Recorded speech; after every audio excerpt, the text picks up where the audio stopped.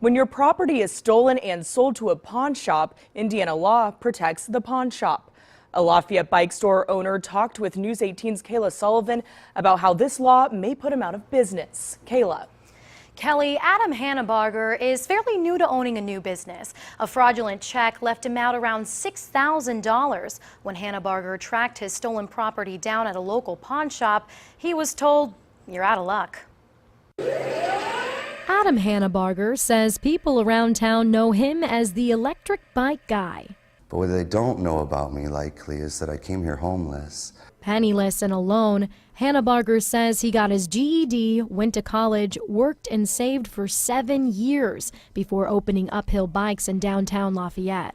A couple months into business, I had a couple come in and steal from me. The couple wrote Hanabarger a fraudulent check for about $6,000 worth of merchandise.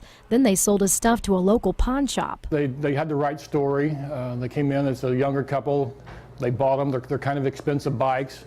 And they just said they overextended themselves and they got into a financial bind. I told the owner, you know, these bikes were stolen from me. I have serial numbers. I have confirmation from the master company.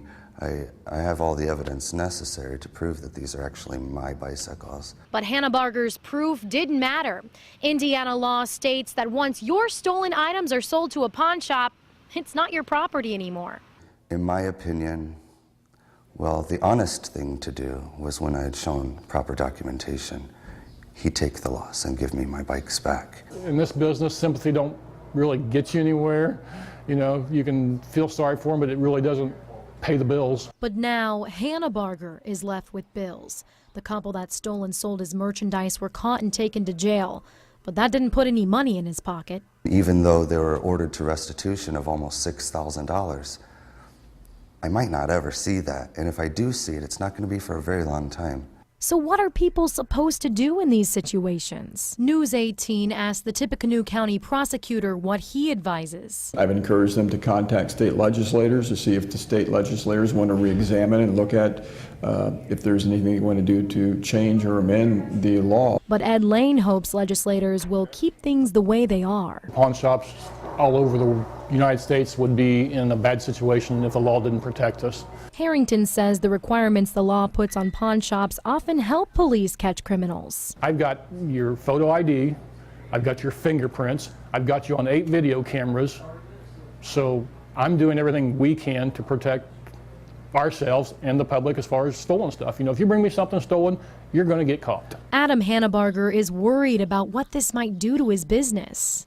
A lot of vacant businesses are downtown, and I just don't want this to be one of them. Uphill Bikes is still open.